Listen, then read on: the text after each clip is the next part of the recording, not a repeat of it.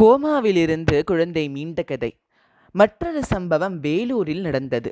சுமார் 40 ஆண்டுகளுக்கு முன்னர் இந்த 4 வயது குழந்தை மூளைக்காய்ச்சலால் பாதிக்கப்பட்டு கோமா நிலைக்குச் சென்று வேலூர் சிஎம்சியில் அனுமதிக்கப்பட்டது. நாட்கள் செல்லச் செல்ல அவரது உடல்நிலையில் எந்த முன்னேற்றமும் இல்லை. மேலும் குழந்தை சாப்பிடுவதை கூட மறந்துவிட்டதால் மருத்துவர்கள் தங்கள் நம்பிக்கையை கைவிட்டு விட்டனர்.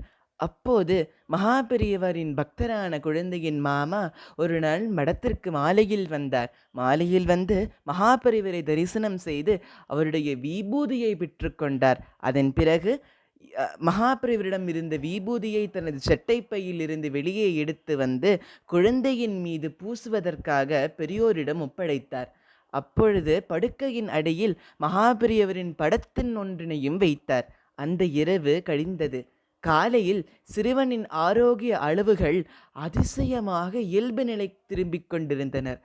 அவர் கடந்து வந்த கோமாவின் கனமோ இருந்த ஞாபக மறதியோ இல்லை. அவர் சாப்பிடத் தொடங்கினார். நினைவு திரும்பி தொடங்கியது. வெளிப்படையாக மருத்துவர்களும் ஆச்சரியப்பட்டனர். இப்பொழுது இந்த பையன் வளர்ந்து விட்டான். அமெரிக்காவில் இருக்கின்றான். வேதாந்தம் கற்பிக்கின்றான். மகாபெரியவரின் கருணையே கருணை. ஹரஹர சங்கர ஜெய ஜெய சங்கர.